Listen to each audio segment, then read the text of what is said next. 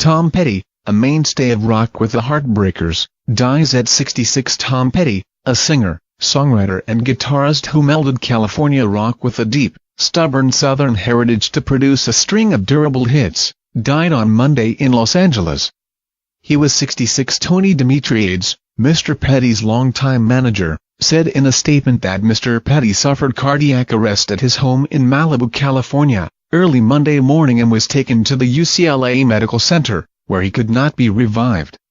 He was pronounced dead at 8:40 p.m. with family members, friends and bandmates present at the hospital, Mr. Dimitriades said, recording with the Heartbreakers, the band he formed in the mid-1970s, and on his own, Mr. Petty wrote pithy, hard-headed songs that gave a contemporary clarity to 1960s roots. His voice was grainy and unpretty, with a Florida drawl that he proudly displayed. His songs were staples of rock radio for decades, and with its like Refugee, Don't Come Around Here No More, Free Fallin', and Into the Great Wide Open, Mr. Petty sold millions of albums and headlined arenas and festivals well into 2017. He played the Super Bowl halftime show in 2008 and entered the Rock and Roll Hall of Fame. In 2002, premature CBS reporter Tom Petty's death sets off an outpouring. October 2, 2017 Music Review. Tom Petty and the Heartbreakers at Beacon Theatre. May 22,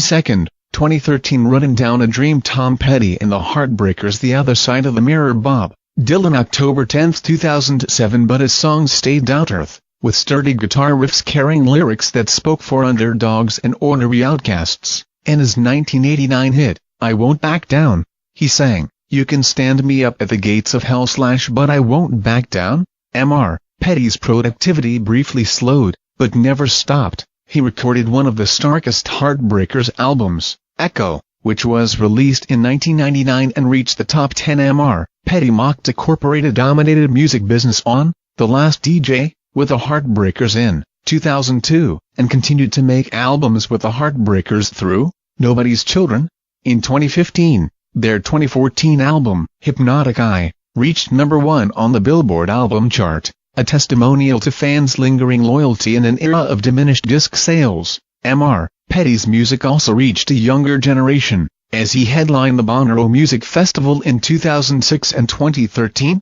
We're one of those old, lucky bands, he told Rolling Stone in 2013. Young people come to see us, it makes a difference. In 2013, Mr. Petty and the Heartbreakers played extended residencies at the Beacon Theatre in New York, and the Fonda Theatre in Los Angeles, reaching well past their hits. Mr. Petty regularly delved into his music collection with a Sirius XM radio show, Tom Petty's Buried Treasure, that he began in 2005. Mr. Petty circled back to his beginnings as he reformed Mudcrutch, with Mr. Tension Mr. Campbell along with the founding Mudcrutch members Tom Leadon and Randall Marsh, to make a belated debut album and tour in 2007, followed by a second album and tour in 2016.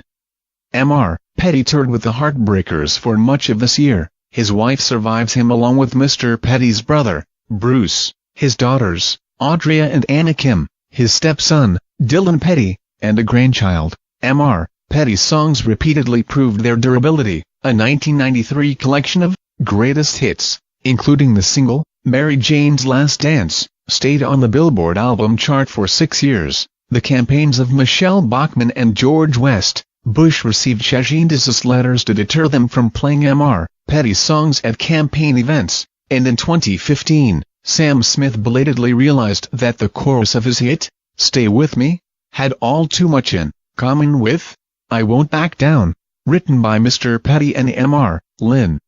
He quickly shared the songwriting credit. A musical accident, no more no less. Mr. Petty wrote in a typically laconic statement, In these times we live in, this is hardly news.